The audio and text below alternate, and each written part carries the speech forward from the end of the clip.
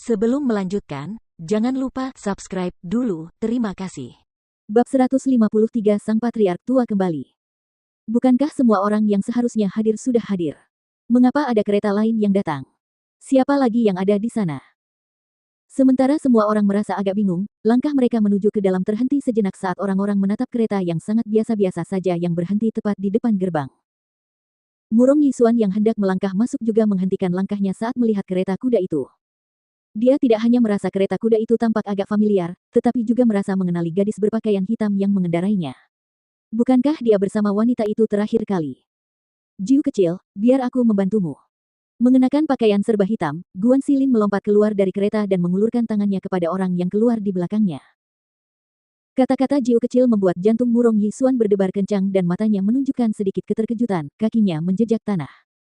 Dia berdiri di sana tertegun sambil hanya menatap lekat-lekat orang yang keluar dari kereta. Pada saat ini, Su Ruoyun tidak melihat orang yang turun dari kereta karena penguasa itu sudah masuk ke dalam dan dia harus pergi ke depan untuk mengawal. Oleh karena itu, dia tidak hanya gagal melihat Guan Xilin dan Feng Jiu datang, tetapi juga tidak melihat orang terakhir yang turun dari kereta. Kalau tidak, dia pasti akan pucat karena ketakutan. Hei, bukankah itu Patriark Tua Feng?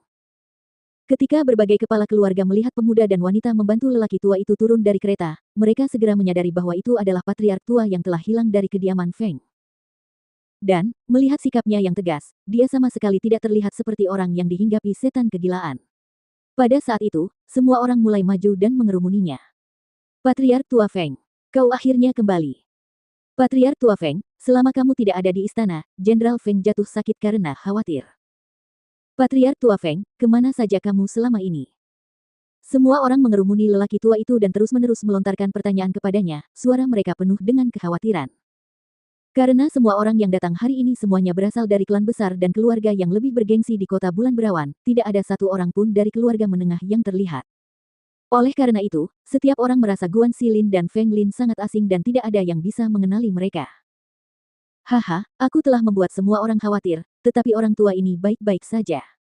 Patriark Tua Feng berkata sambil tertawa, menganggukkan kepalanya pada setiap orang sebagai tanda terima kasih. Kakek Feng. Murong Yisuan berjalan mendekat dan melihat bahwa semangat Patriark Tua telah pulih dengan cukup baik, dia tidak dapat menahan rasa sedikit bingung. Mengapa dia bersama Guan Xilin dan saudara perempuannya? Pandangannya beralih dan garis pandangannya yang menyelidiki akhirnya jatuh pada Feng Jiu. Ketika Patriark Tua Feng melihatnya, dia berkata dengan nada yang sangat ramah, "Oh, ini Yisuan. Kamu datang ke sini hari ini juga." Orang tua ini mendengar bahwa penguasa telah datang. Ketika dia melihat pemuda itu menatap Feng kecilnya dengan saksama, senyum di wajahnya semakin dalam. Kedua orang ini adalah pasangan yang sangat serasi, tidak peduli dari sudut pandang mana Anda melihat mereka. Sayang sekali, wajah Little Feng. Ketika para pengawal di kediaman Feng melihat bahwa orang yang keluar dari kereta itu sebenarnya adalah Patriark Tua Feng mereka sendiri, mereka berlari masuk dengan hampir terlempar sambil berteriak dengan penuh semangat, "Itu Patriark Tua! Patriark Tua Feng telah kembali! Patriark Tua Feng telah kembali! Kakek, ayo masuk!" Feng Jiu bahkan tidak menoleh sedikit pun ke arah Murong Yisuan, dia hanya membantu kakeknya untuk masuk ke dalam. Guan Xilin mengikuti di sebelah kanan Patriark Tua, sementara Leng Xuang mengikuti di belakang Feng Jiu. Apa katamu?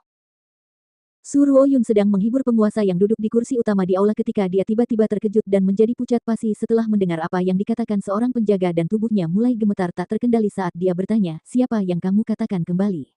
"Siapa?" "Itu Patriark Tua. Patriark Tua Feng telah kembali," jawab penjaga itu dengan sangat gembira.